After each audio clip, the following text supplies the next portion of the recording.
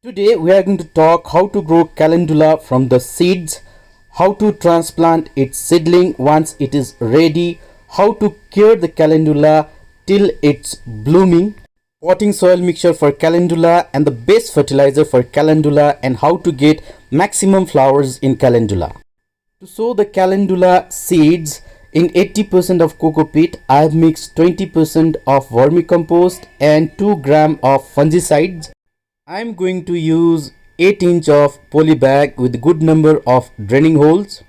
Keeping 2-inch gap on the top, I am going to fill this poly bag and going to sow these seeds and going to cover this seed with 1 inch of this potting mixer. After sowing the seed, I am going to water it gently and going to keep this in a shady area. This is the update of seedling. After 15 days, we can transplant this seedling from 20 days to 1 month time, or when there are at least 5 leaves in it. All the seedling I have already transplanted. Now few seedlings are left. It's already 1 month. Today I am going to transplant this seedling and going to show you how to transplant the seedling and in what kind of potting mixer we should transplant the calendula seedling.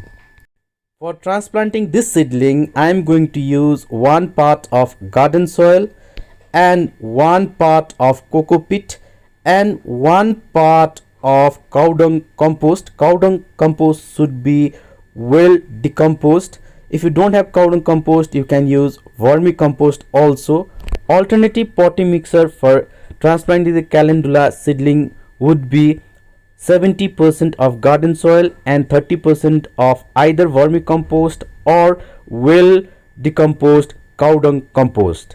And in this potting mixer, I am also going to use 1 spoon of fungicide.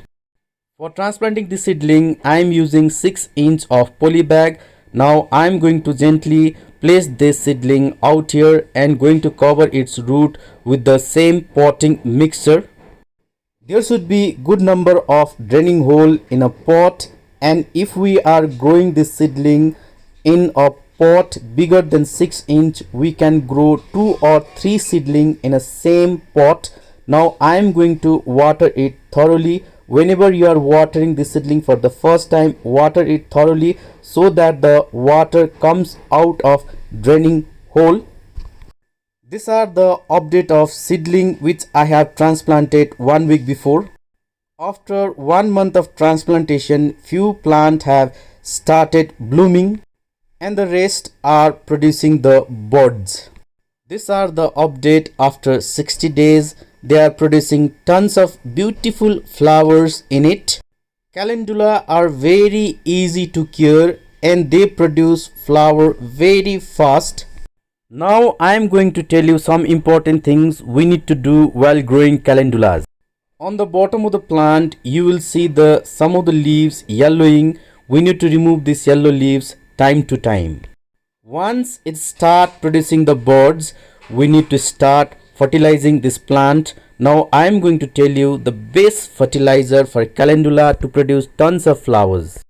To every 6-inch pot, I give 50 ml of liquid mustard cake fertilizer once in a 7 days.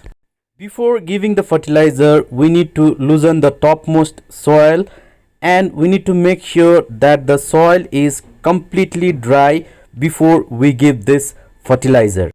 This is the best fertilizer for calendula. Other than this fertilizer, we don't need to give any other fertilizer.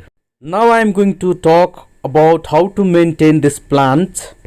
Time to time we need to deadhead our plant. We need to remove all the flowers which have already finished the blooming. This will encourage new buds and will get more flowers in calendula.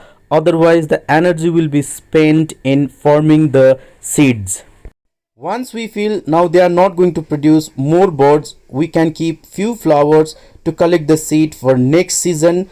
Other than removing the old flowers and spent flower, time to time we need to remove dead and dry leaves, yellow leaves, dead stems, so to maintain the plants. Talking about the sunlight requirement of calendula, we can keep the calendula in a place where they get 6 to 8 hours of sunlight.